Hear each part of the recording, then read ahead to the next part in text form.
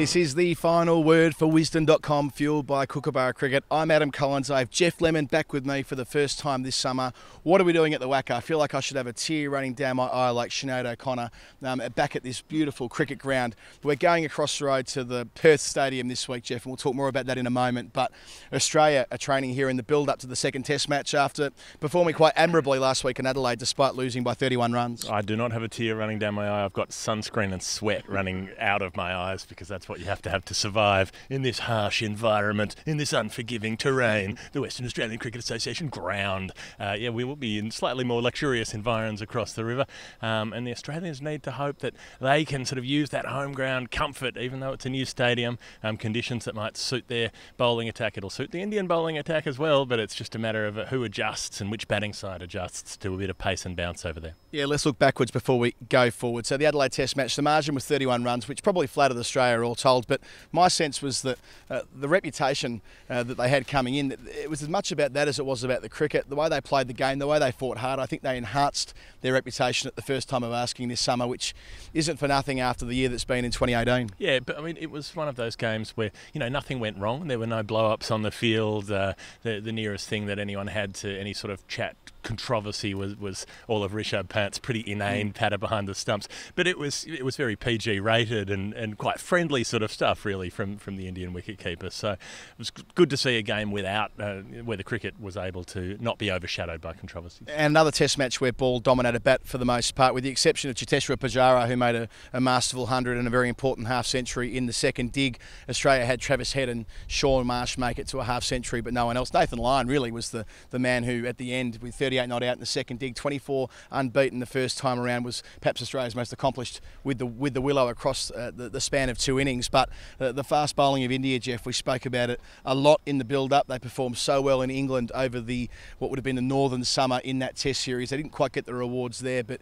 here they look just as capable of taking 20 wickets as the Australian attack, and they did so fairly comfortably this time around. In Adelaide, yeah, they were relentless, they were organised, and they just hit their spot time and time again. As you said, they'll get a bit more assistance. Sometimes that can send visiting bowlers into a bit of a tiz. They get too excited and a bit of extra pace and bounce, but they were so good at adjusting to what they needed to do on that Adelaide wicket, which was a bit slow, a bit difficult to time shots on. Both teams crawled along at pretty low run rates, but it was nonetheless a very competitive wicket, and the groundsman in Adelaide has once again done a terrific job. Speaking of competitive wickets, that's what we're hoping for across the road. We're told that it'll have all of the elements of the old WACA pitch. We were in there this morning, Geoff, and it's a very impressive stadium. Whether it's a cricket ground or not, that can be debated. We'll see over the next 5 days whether it can feel like that once we get cracking, but it's a wonderful joint. Yeah, they've taken a long time over the planning and execution stage. This has been something that's been in the Western Australian imagination for, 15 years or so.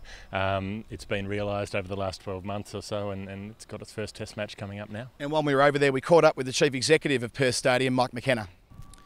Mike McKenna, the Chief Executive here at Optus Stadium in Perth. How proud are you of having this brand new, sparkling stadium ready for Test cricket? Oh, look, we're very proud of the accomplishment to get here to this point.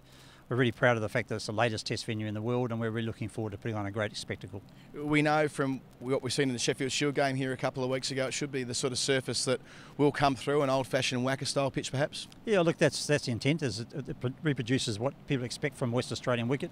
Fast, bouncy, a lot of carry. Great wicket for the Australian team to bowl on. And there really should be good support from the local Perth crowd. I mean, I know you're not opening the top deck this week, but that's a small part of the broader tapestry here, isn't it? It's a huge venue. Well, it's a huge venue, and it'll take a couple of years to get to a point where we fill the stadium for Test matches. But like everywhere else in Australia, we expect days 1 and 2 of the Test match in the future to be sellouts. And almost the perfect side, really, isn't it, to play in the first Test match here? So well supported around the world are the Indian cricket team. Oh, the Indians are a great team.